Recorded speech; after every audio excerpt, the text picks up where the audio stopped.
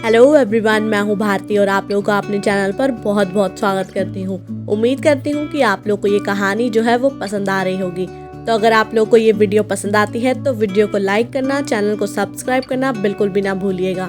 तो चलिए ज़्यादा बातें ना करते हुए हम कहानी के अगले भाग की तरफ बढ़ते हैं। Mumbai Sunshine Entertainment Company. Chirag बहुत ही उदास लग रहा था। उसे ऐसा महसूस हो रहा था जैसे कोई बहुत ही कीमती चीज उससे दूर जा रही हो। चिराग ने अपना सिर झुका रखा था। उसकी आंखों में नमी थी। वो जिया को खुद से दूर जाता बर्दाश्त नहीं कर सकता था, लेकिन शायद उसकी गलती इतनी बड़ी थी कि जिया उसे एक मौका भी नहीं देना चाहती थी। वो बहुत हारा हुआ महसूस कर रहा था। वहीं जिया भी अपनी ही सोच में गुम थी। उसे समझ नहीं आ रहा था कि उसे क्या करना चाहिए। जिया ने चिराग की आंखों में उसके लिए बेइंतहा मोहब्बत देखी थी और वो उसे एक मौका देने के बारे में सोच रही थी, लेकिन वो उससे गुस्सा और नाराज भी थी। कुछ देर बाद जिया कुछ सोचकर कहती है, सर। जिया की आवाज सुनकर चिराग में जैसे जान आ जाती है और वो जल्दी से सिर उठाकर जिया को देखता है और उसका हाथ पकड़कर प्यार से कहता है, जिया, अब तुम कैसा महसूस कर रही हो? Are you fine? कुछ प्रॉब्लम है तो बताओ, मैं अभी डॉक्टर को बुलाता हूँ। जिया चिराग की ऐसी कंसर्न भरी बातें सुनकर अंदर ही अंदर खुश हो रही थी। बानी के अलावा कोई जिया की इतनी फिक्र नहीं करता था, लेकिन आज चिराग उसके लिए इतना परेशान हो रहा था और उसकी इतनी परवाह कर रहा था। जिया चिराग को देखते हुए कहती है, मैं ठीक हूँ, मुझे घर जाना है। जिया की घर जाने की बात सुनकर चिराग को अच्छा नहीं लगा, लेकिन वो जिया को फोर्स नहीं करना चाहता था। वो नहीं चाहता था कि जिया की तबीयत उसकी वजह से और ज्यादा खराब हो। वो जिया से कुछ नहीं कहता, बस में अपना जवाब देता है। जिया चिराग के चेहरे को देखकर समझ गई थी कि शायद चिराग को उसकी बात अच्छी नहीं लगी, लेकिन वो इतनी जल्दी ये सब कैसे एक्सेप्ट कर सकती थी। वो चिराग को देखते हुए एक बार फिर कहती है, मुझे इन सब के बारे में सोचने के लिए कुछ समय चाहिए। और रही बात इस जॉब की, तो मुझे अपनी पर्सनल और प्रोफेशनल लाइफ को मिक्स करना पसंद नहीं, तो मैं ये जॉब करूंगी। जिया की बात सुनकर चिराग का चेहरा तो जैसे खिल गया। उसके चेहरे पर जहां पहले उदासी थी, अब वहां एक मुस्कुराहट थी। वो जानता था जिया डायरेक्टली ना सही, लेकिन इनडायरेक्टली उसे एक मौका देने को तैयार हो गई है। लेकिन वो जिया को ज्यादा समय तक खुद से दूर रहने नहीं देना चाहता था, इसलिए उसने कुछ सोचकर जिया को देखते हुए कहा, ठीक है जिया, मैं तुम्हें समय देने के लिए तैयार हूँ, लेकिन अब लीगली तुम मेरी वाइफ हो और मैं चाहता हूँ कि तुम मेरे साथ मेरे घर पर रहो। लेकिन मैं जानता हूँ कि तुम अभी ये सब नहीं कर सकती, इसलिए मैं तुम्हें 1 महीने का समय दे रहा हूँ ताकि तुम अपने सारे मैटर्स सॉल्व कर लो। चिराग की बात सुनकर जिया हाँ में अपना सिर हिलाती है। कहीं ना कहीं जिया को भी चिराग की बात ठीक लगी, लेकिन कुछ था जो वो चिराग से कहना चाहती थी, लेकिन उसे समझ नहीं आ रहा था कि वो कैसे कहे। चिराग भी जिया के हर एक्सप्रेशन को नोटिस कर रहा था। वो समझ रहा था कि जिया उसे कुछ कहना चाहती है पर कह नहीं पा रही है, इसलिए वो जिया को देखते हुए कहता है, क्या हुआ जिया? अगर तुम्हें कुछ पूछना या कहना है तो तुम बेझिझक कह सकती हो। तुम्हें इतना परेशान होने की जरूरत नहीं है। तुम कहो जो तुम्हें कहना है। चिराग की बात सुनकर जिया एक गहरी सांस लेती है और चिराग को देखते हुए कहती है, मैं चाहती हूँ कि आप हमारी शादी को पब्लिक ना करें।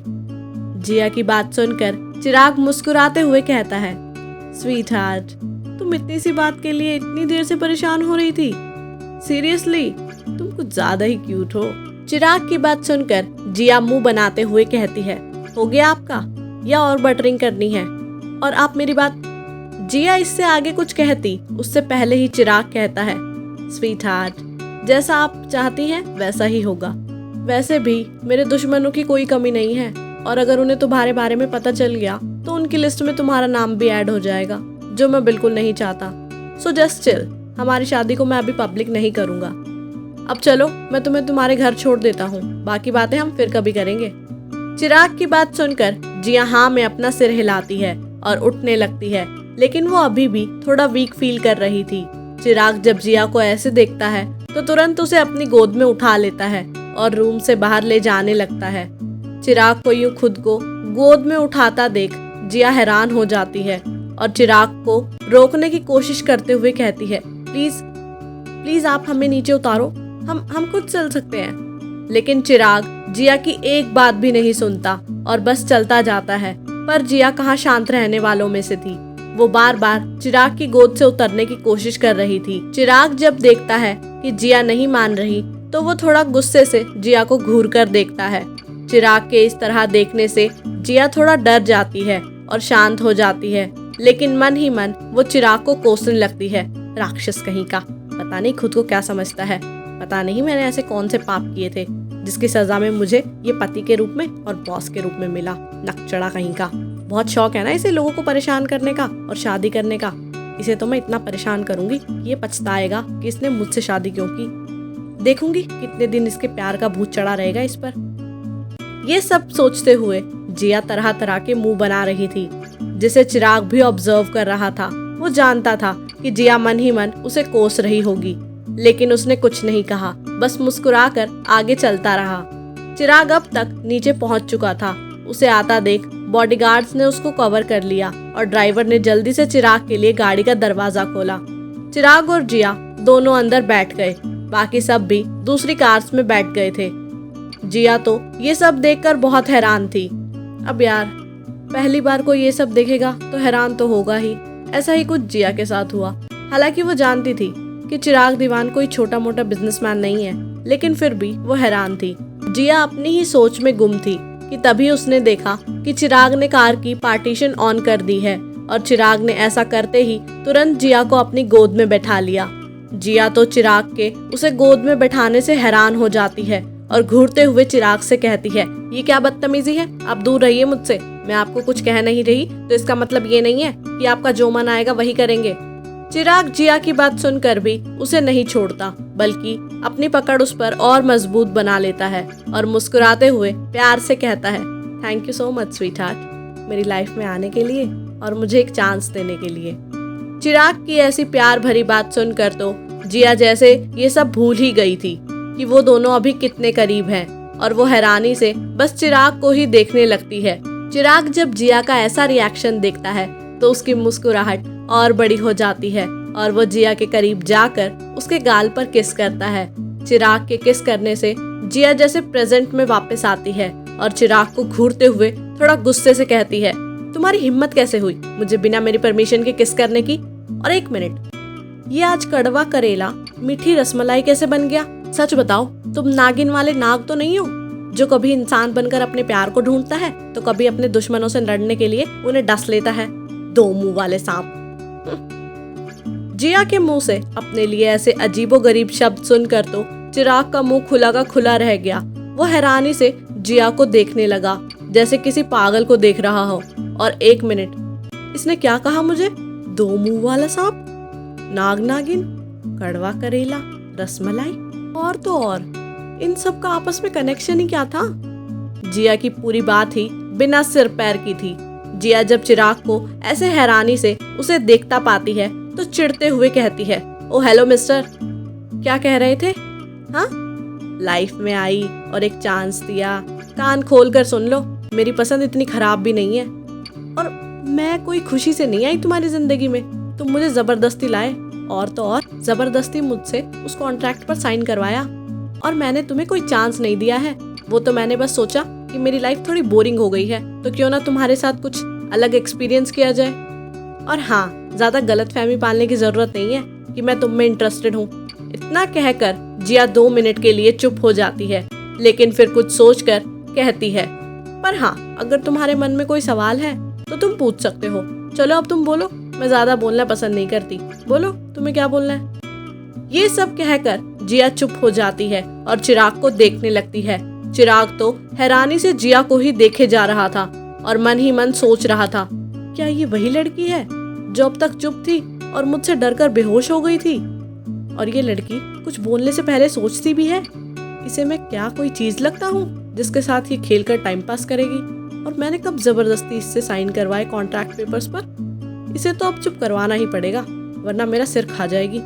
इतना सोचकर चिराग जिया को देखता है जो उसे ही देख रही थी और कहता है, मिसेस चिराग दीवान, आप जो चाहे कह सकती हैं, लेकिन आपके कुछ भी कहने से ये सच्चाई नहीं बदलेगी कि अब मैं तुम्हारा हस्बैंड हूँ और तुम मेरी वाइफ हो।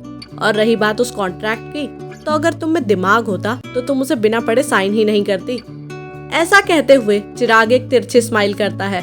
चिराग की बात सुनकर जिया उसे गुस्से से देखती है, लेकिन वो कुछ कहती उससे पहले ही गाड़ी रुक जाती है और जिया एक नजर बाहर देखती है तो उसे पता चलता है कि वो अपने अपार्टमेंट पहुंच चुकी है। जिया जल्दी से चिराग की गोद से उठने की कोशिश करती है और गुस्से से चिराग को देखते हुए कहती है, लीव मी।